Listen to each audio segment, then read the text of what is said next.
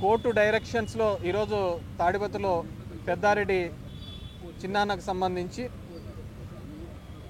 గతంలోనే court order ఇవ్వడం జరిగింది. 3 నెలల కిందట 5 వెహికల్స్లో వెళ్ళండి, అక్కడ ఇనఫ్ సెక్యూరిటీ ఇవ్వండి, లా అండ్ ఆర్డర్ ఇష్యూ లేకుండా చూడండి అని చెప్పేసి పోలీసులకు డైరెక్షన్ ఇవ్వడం జరిగింది. కానీ దాని మీద పోలీసులు స్పందించకపోవడం, దాని మీద రియాక్ట్ కాకపోవడంతో మళ్ళీ కంటెంప్ట్ మోషన్ మూవ్ చేయడం జరిగింది. కంటెంప్ట్ కూడా గౌరవ హైకోర్టు వాళ్లకు ఇది చాలా తప్పు, డెమోక్రటిక్ నేషన్లో ప్రజాస్వామ్య దేశంలో ఉన్నప్పుడు ప్రతి పౌరుడికి కూడా వాళ్ళ ఊరికి వెళ్ళడానికి, దట్టు ఒక ఎక్స్ఎమ్మెల్యేని ఊరికి వెళ్లకుండా నిర్బంధించడం తప్పు అని చెప్పేసి 3 రోజుల కింద కంటెంప్ట్ మీద మళ్ళీ వాళ్ళను మందలిస్తూ ఆర్డర్ ఫ్రేమ్ చేసి ఈరోజు 10 నుంచి 11 లోపల మామూలుగా పెద్దారెడ్డి గారికి గతంలో ఇచ్చిన ఆర్డర్లో మీరు ఎప్పుడు వెళ్తే అప్పుడు ఎస్పీకి చెప్పమని చెప్పడం జరిగింది. ఎస్పీకి పర్మిషన్ లెటర్ పెట్టినప్పుడు ఎస్పీ గారు ఇచ్చేది ఏంటంటే, వైజాగ్లో నరేంద్ర మోడీ వస్తున్నాడు కాబట్టి తాడిపత్రిలో సెక్యూరిటీ ఇవ్వలేమన్నారు, కడపలో మహనాడు జరుగుతోంది కాబట్టి ఇక్కడ సెక్యూరిటీ ఇవ్వలేమన్నారు. So it's very shame. ఎక్కడో మోడీది జరుగుతుంటే 1000 కిలోమీటర్ల దూరంలో జరుగుతున్న దానికి తాడిపత్రిలో సెక్యూరిటీ ఇవ్వలేకపోవడం అనేది. సో వీటన్నిటిని కోర్టు చేసి హైకోర్టుకు తెలియజేస్తే high court with date and time ఇచ్చింది. 18వ తేదీ 10 గంటల నుంచి 11 మధ్యలో మీరు వెళ్ళండి అని చెప్పేసి వెళ్తే దాన్ని కూడా నిర్బంధించి వెళ్ళకుండా చేయడం నిజంగా వీళ్ళు ఎవరికి భయపడతారో నాకు అర్థం కావటం లేదు. వీళ్ళు రేపొద్దున ఎన్ని ఏళ్ళ ఉద్యోగాల్లో ఈ విధంగా ఉంటారో నాకు తెలుసు. All young IPS officers. మీ భవిష్యత్తుతో ఈరోజు చంద్రబాబు నాయుడు గారు వీళ్ళు ఆడుతున్న దాంట్లో మీరు బలైపోతున్నారు. సో కోర్టు డైరెక్షన్ ఇచ్చిన వీళ్ళు స్పందించకపోవడం, కంటెంప్ట్ మీద కూడా స్పందించకపోవడం దురదృష్టకరం. డెఫినెట్గా మా చిన్నాన్న అక్కడే వెయిట్ చేస్తున్నారు, పెద్దారెడ్డి చిన్నాన్న. వాళ్ళు ఏదో మూవ్ చేశాము ఇది అని చెప్పేసి డెఫినెట్గా ఏదేమైనప్పటికీ కానీ లా ప్రకారం చట్ట ప్రకారం ఏం చేయాలో అవన్నీ కూడా మేము చేస్తాం. మళ్ళీ కూడా దీనికి అప్పీల్ చేస్తాం. మెంటల్గా స్ట్రాంగ్గా ఉన్నారు. ఇంతకుముందే పోయినసారి 14 to 19 మధ్య కూడా ఒకసారి ఇలాగే తిరుపతిలో ఎయిర్పోర్ట్లో ఒక తప్పుడు కేసులో కూడా ఆయన్ని ఇదే విధంగా సెంట్రల్ ప్రిజన్కి పంపించినారు.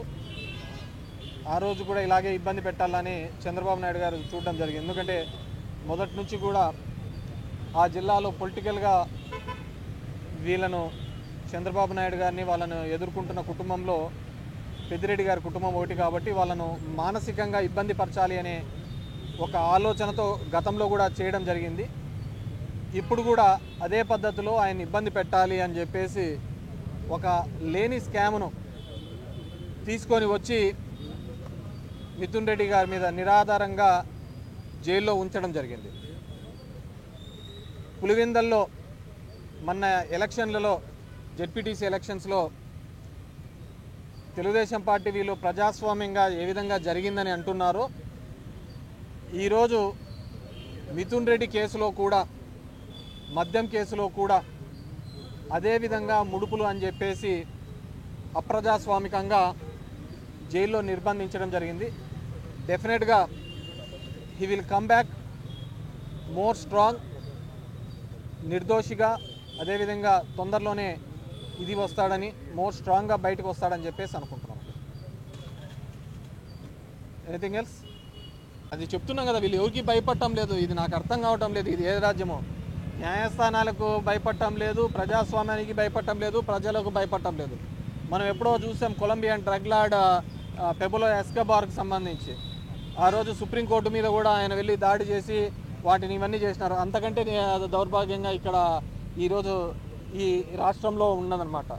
డెఫినెట్గా దీనికి సంబంధించినది చంద్రబాబు నాయుడుకి ఏం కాదు, ఎవరైతే ఇంప్లిమెంట్ చేయటం లేదో ఆ ఉద్యోగస్తులు వాళ్ళు ఇబ్బంది పడే పరిస్థితి. సో కాబట్టి మీరందరూ కూడా న్యాయస్థానానికి, ప్రజాస్వామ్యానికి గౌరవం ఇచ్చేటట్లు చూడాలా. అండ్ ఇదంతా కూడా ఒక తప్పుడు కల్చర్ మనం నేర్పిస్తున్నాం. ఈరోజు మీరు వేసే విత్తనం రేపొద్దున మీరు ఏ విత్తనం వేస్తారో అదే చెట్టుగా వస్తుంది, దానికి కాసే కాయలు కూడా అలాగే ఉంటాయి.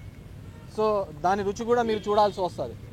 సో ఇలాంటి పరిస్థితులు రాకూడదు మళ్ళీ భవిష్యత్తులో ఉండకూడదు అంటే అందరూ కూడా ప్రజాస్వామ్యానికి కోర్టులకు గౌరవించాల్సిన అవసరం ఉంది. అమరావతి పరిస్థితి మీరు గతంలో మాట్లాడారు, ఒక చెరువును తలపించే విధంగా అమరావతి ఉంటుంది. ఇప్పుడు కూడా అదే అవుతుంది. డెఫినెట్గా మీ గోదావరి నది ఏ విధంగా ఉందో అది పొంగి పొర్లుతోంది అక్కడ అమరావతిలో. మీకు మాత్రమే సొంతమవుతుంది అనుకున్న దాన్ని ఏమి చేపలంటారయ్యా, పులస, రేపొద్దున ఖచ్చితంగా 2-3 సంవత్సరాల్లో మీరు అమరావతిలో చూడబోతున్నారు.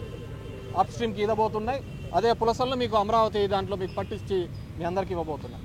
ఆగస్టు 15 మాజీ సీఎం జెండా ఎగరవేయలేదు, కనీసం గౌరవించలేదనేది టీడీపీ నేతలు ఆరోపిస్తున్నట్టు. అది ఎట్లా తయారైందంటే జెండా ఎగరేసిన వాళ్ళే దేశభక్తులని ఇప్పుడు ఆ విధంగా ఉన్నారు. ఇప్పుడు ఈ కూటమి దానిలో ఏ విధంగా ఉందంటే కూటమికి జై జై అంటే దేశభక్తులు, కూటమిని కన్నా ప్రశ్నిస్తే దేశద్రోహుల్లాగా నిలబడుతున్నారు. దేశభక్తి అనేది జెండా ఎగరేస్తేనో లేకుంటే దాని మీద ఆ రోజు చాక్లెట్లు పంచుతూనే ఉండదు.